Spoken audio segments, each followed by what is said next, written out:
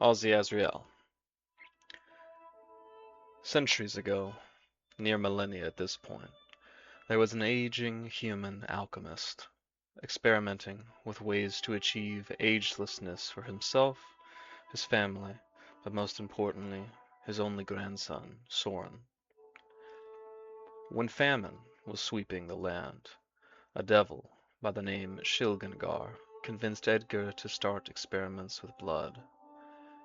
During Shilgangar's ritual, Markov and his sons trapped the angel Marices in his laboratory and exsanguinated her, preparing a concoction from her blood.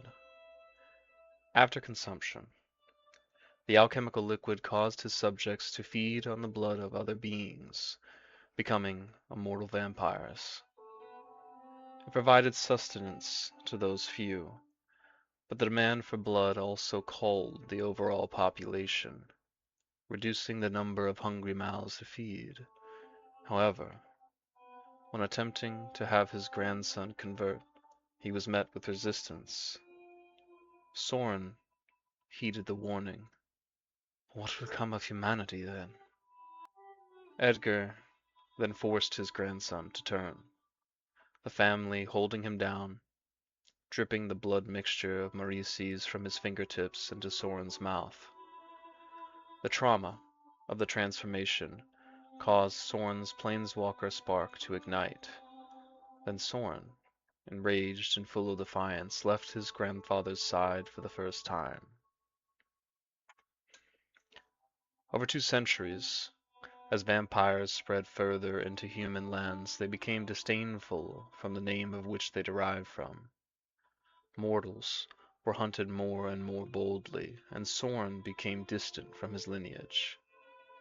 He could see that as the vampires gained more power, the lesser were being driven further and further back, suffering under the boots of his grandfather's legacy.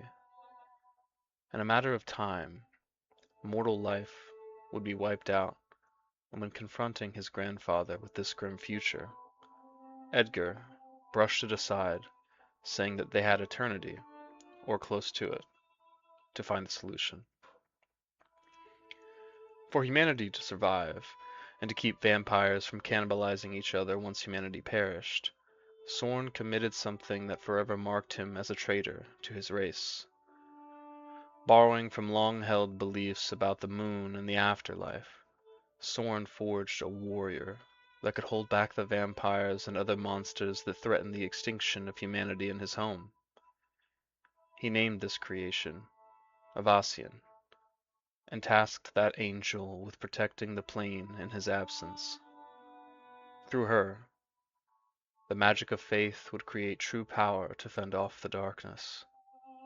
She was half to protect the lands, and the other half to protect the Hell Vault.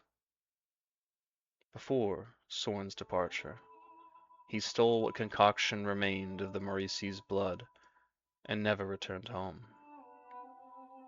For now, that is. So we transfer to the material plane of Aussie.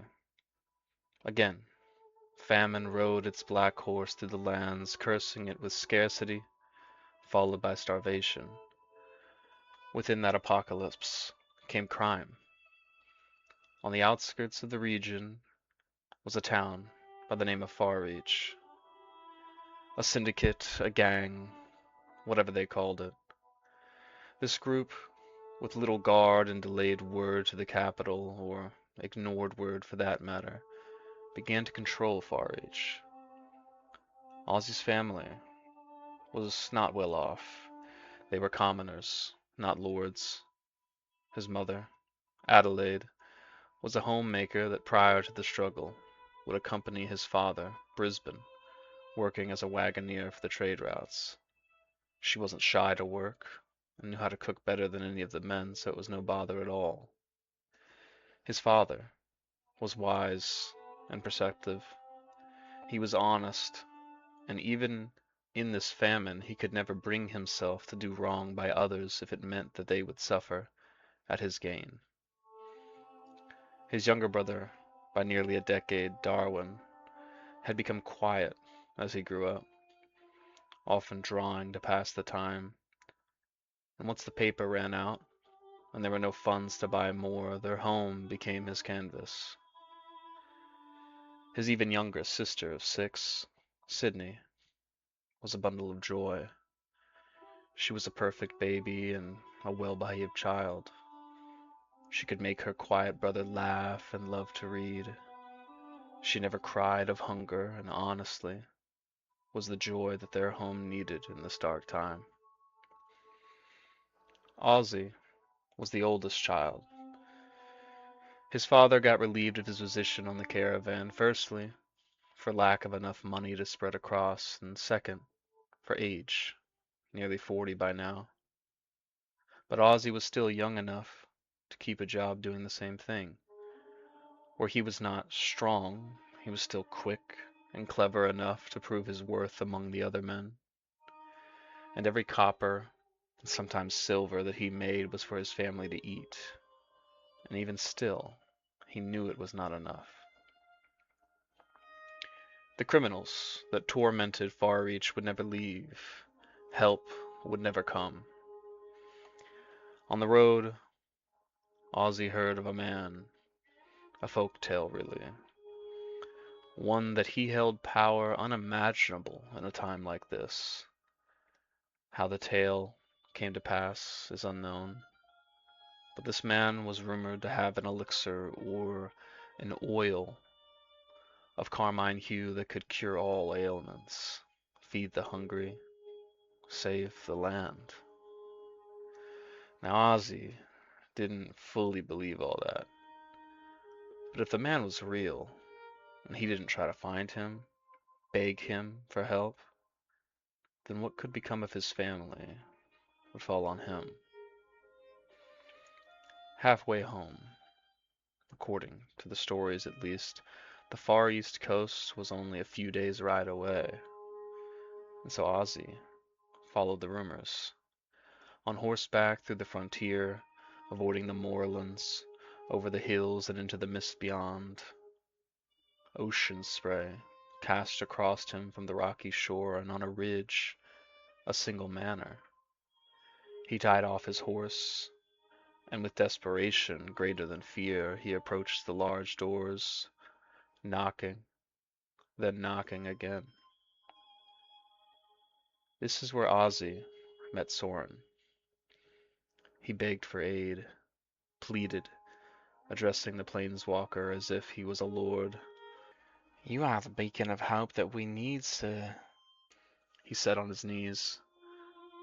The phrasing was enough to give Soren pause, but Soren knew not to spread this curse to any lands beyond his own, even if it meant saving them. Humanity, in time, would survive. So Soren looked at the young man Ozzy and told him no. Told him there is food and a bed for him here tonight, but that there is nothing he can do for him tomorrow or any day after. Your words weigh heavily on me, they do, but there is a darkness tied to my gift that I cannot see unfold across these lands. Now stand, rest, and in the morning leave this place and never return. Ozzy couldn't believe it. He didn't eat.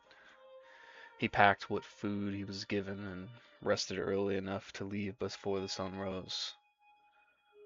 But Soren, that same night, heard word of his grandfather's waking after 100 years of rest. So he left this new home, leaving Ozzy in the manor alone. And Ozzy woke in the middle of the night. An infernal word echoed through the halls, a word that to this day he still doesn't understand. But that word's echo led him into a room.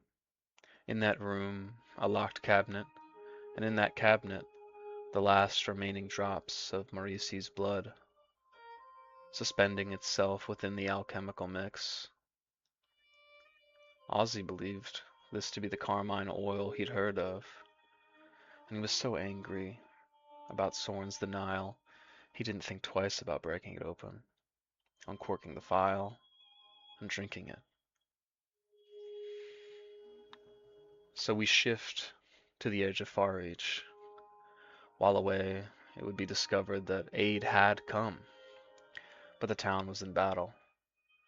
And through these days, some odd things had begun to change within Ozzy. He didn't feel the same hunger he had before. He was never tempted to what he had wrapped up for his family.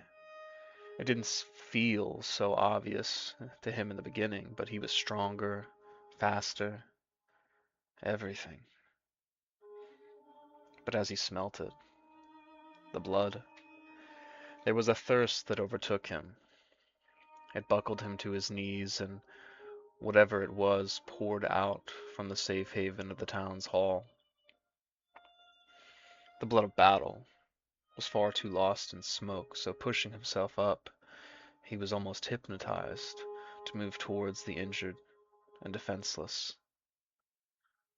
The doors that protected them were barred, but it wasn't enough to hold him back.